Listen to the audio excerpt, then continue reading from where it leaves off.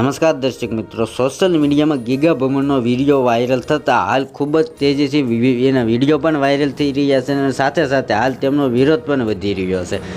સાથે સાથે એક તરફ વિરોધ પણ વધી રહ્યો છે તો એક તરફ લોક રેલી પણ કાઢી રહ્યા છે અને સાથે સાથે હાલ તળાજા તાલુકો અને સાથે સાથે અમદાવાદમાં બે તેમની ઉપર કેસ પણ થયા છે.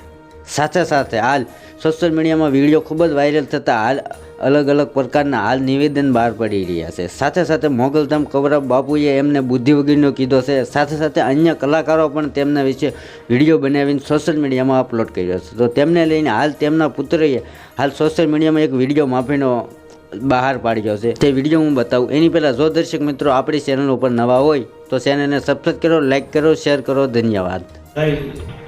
ચારણ સમાજને, ગઢવી સમાજને બધાને એક વિનંતી કરવા માંગુ છું.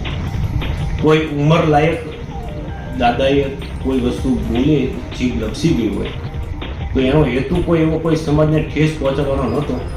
એનો ખાસ હેતુ એવો હતો કે એક મહાશક્તિ, ચારણ સમાજ છે મહાશક્તિ છે, એના કોઈને સારા કરવાની આવું એક બોલેલા છે. કોઈ વ્યક્તિને કે મારા કોઈ ચારણ સમાજને કોઈ આવું દુઃખ લાગ્યું હોય તો હું એના વતી માફી માંગુ છું.